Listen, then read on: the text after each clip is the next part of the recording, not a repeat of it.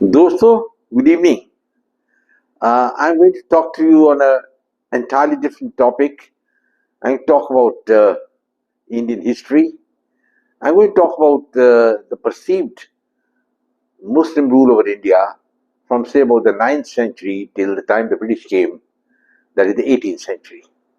That's a period of about 800 years, which the present day historians say is the dark age in India. There were, of course, so many kings who came, so many dynasties, and I think the last one, the biggest one of them was Aurangzeb, and he had an empire which is the biggest in the world. I don't think there was any empire bigger than the empire of Aurangzeb. And at that time, I think the Indian economy accounted for 25% of the world economy. So I'm going to examine what exactly happened. See, now in about the 9th century onwards, I think in the 10th century, it was Muhammad Ghori who started making the first invasions into India. Before that, there was an invasion from the Arabian Peninsula. Uh, soldiers came from Iran and they attacked Sindh. And the Sindh king was King Dahir.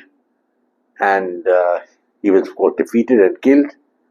But that was a small episode. The main thing started when Muhammad Ghori and then later Muhammad Ghazni started coming to India.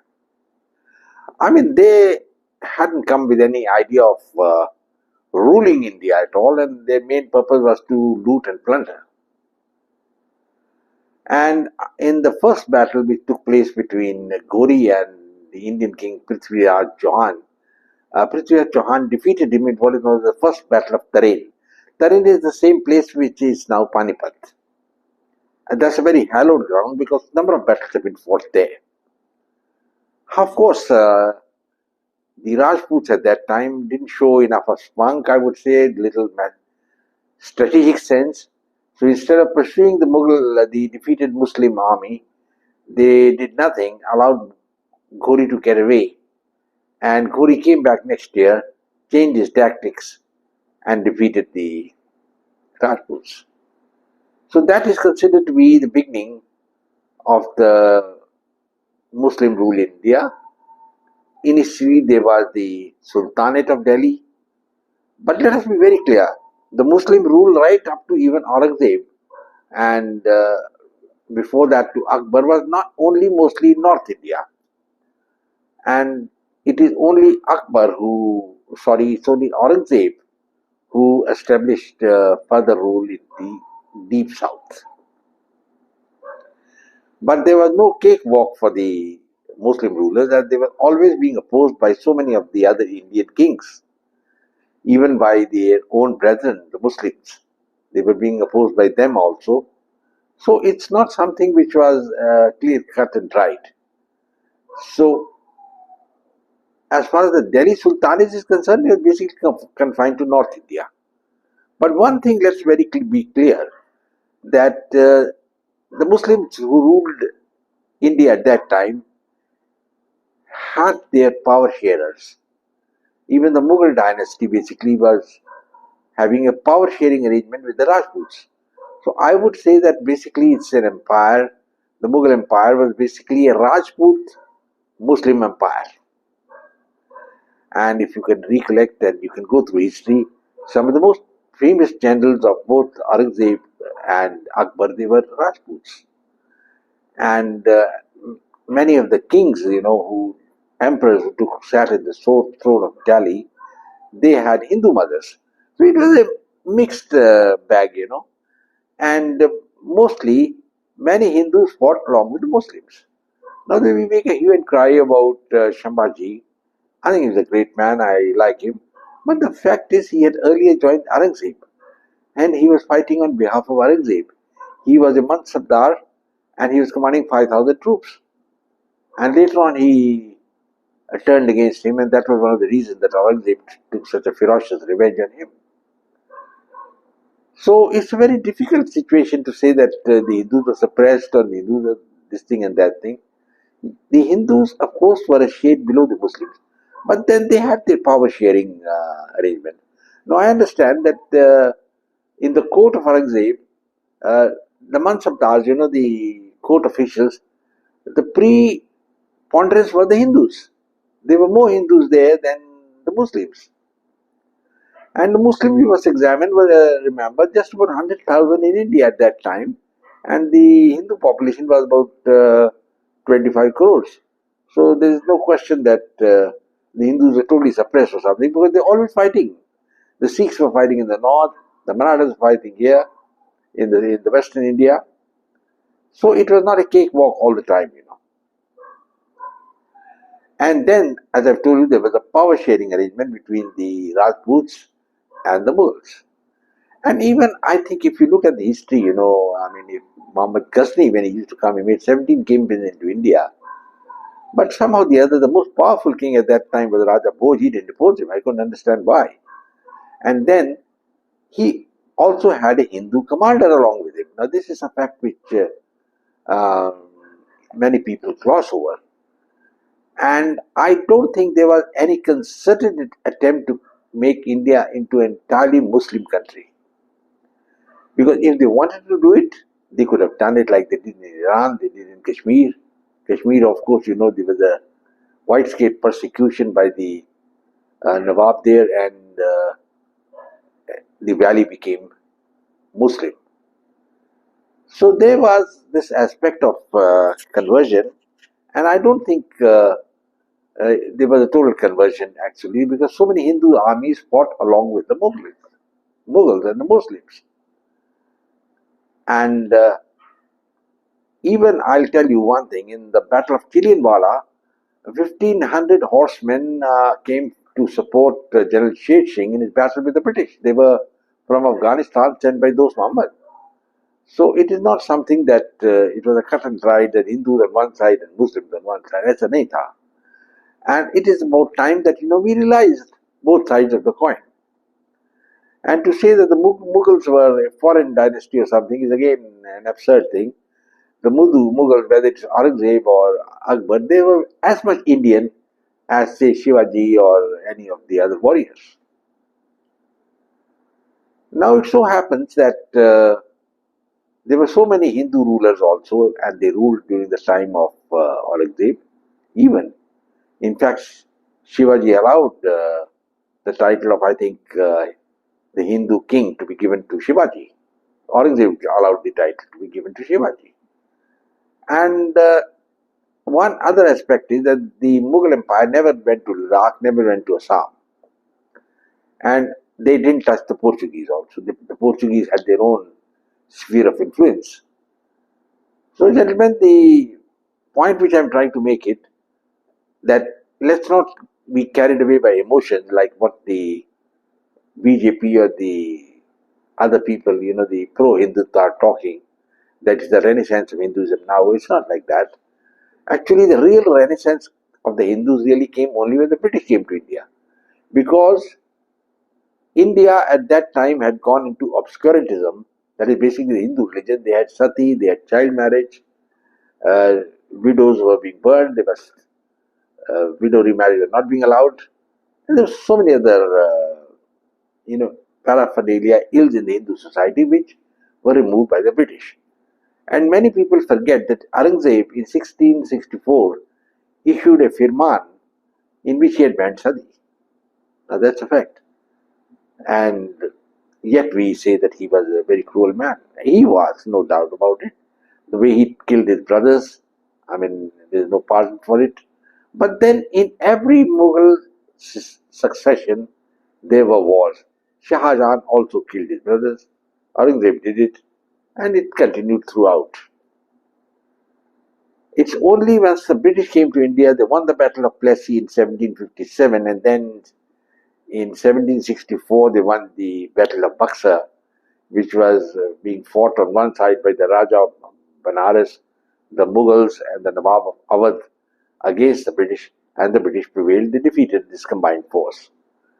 And actually, the Mughal Empire just lasted up to 1707, where Aurangzeb died.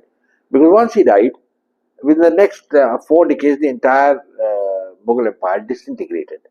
But remember one thing, that despite the victory of the Marathas after the battles after the death of Aurangzeb, and they had occupied Delhi also, but they gave deference and respect to the Mughal emperor.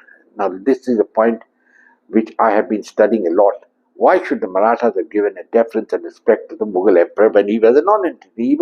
And all the control which he had was only around Delhi and a few districts around it. And then when the 1857 mutiny took place, I think with one voice, Bahadur Shah, who was the last Mughal emperor, was asked to lead the battle of freedom against the British. I think he was too old. He didn't know a damn thing was happening. And probably it would have been better if he had just kept quiet, but nobody listened to him. And they forcibly made him the commander of the rebel forces. So after that, he paid a terrible price because his sons were shot in front of him, and he was allowed to take only one wife and go to Marangoon where he died. Now, he was taken from India, I think, in 1858. So theoretically, the Mughal Raj lasted from 1526 when Babur won the first battle of Panipat to 1858. But basically, after 1707, within about 3 to 4 decades, the Mughal Empire had disintegrated, and there were so many other people, who came up. The Nawab of Awadh was independent, and then Hyderabad, the Nizam became independent, and Tipu Sultan, also became independent. I mean, he defeated Modiar, who was the real ruler there. And then the lot of power centers were there in Maharashtra. The Bhosles were there, the Scindias were there, and they had their own spheres of influence. And the Holkars were there. They were all there, but there's no supreme leader. And basically, the Maratha period lasted just about 30 or 40 years, because in 1761, when the Marathas were moving, they met Ahmed Shah Abdali in the famous Third Battle of Panipat, and the Marathas were defeated. And that day, I'm told, 100,000 Marathas paid with their lives. So I think at that time, in 1761, the Maratha power had been broken, and the British at that time, when they ascended, because they had won the Battle of Plassey, 1764, they won the Battle of Buxar, and then there was no stopping the British. And at the same time, the Sikhs in the Punjab were also rising up. And then in, I think, 1799, Ranjit Singh joined all the small missiles, small states were in Punjab, and consolidated what is known as the Sikh Empire. And one thing about the Sikh Empire, we must remember that it was ruled by Maharaja Ranjit Singh under the Hindu tenets and laws. And a lot of people asked me and said, they were doing something else and all that. No, they were nothing. First of all, the Sikhs were just about 30% of the population of Punjab at that time, and yet they were the rulers, while the Muslims and the Hindus were about 70%. Another thing is that a lot of nefarious practices which were prevalent in Hinduism were being practiced in the Punjab. I don't know how you can justify it, and anybody who wants to contest me can contest me, but he'll have to explain how the 5 queens, the Ranis of Maharaja Ranjit Singh, committed sati in 1840. It's a very sad occurrence when the Sikhs had renounced all the Hindu customs, yet they followed it up like that. And now, even earlier, as I told you, even Ghazni had a Hindu general, and everywhere, the Nawabs are ruling. Tipu Sultan, of course, carried out a persecution in the Malabar region when he burned the Christian churches and the Hindus. But at the same time, Tipu also had a lot of Hindus along with him. I don't think the Mughal army was predominantly Muslim. That is another point which I have been examining, because the Muslims were very few in number, and the majority of the army was Hindus.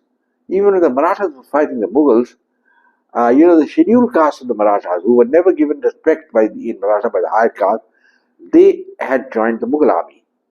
And so many Marathas were fighting on, even Shambhuji, as I told you, he was on fighting on the side of Aurangzeb at one time, because he had been denied the kingship of the Maratha kingdom.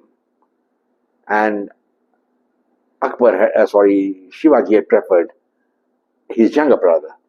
As you all know, Shivaji had, I think, 7 wives. He had 6 daughters and 2 sons.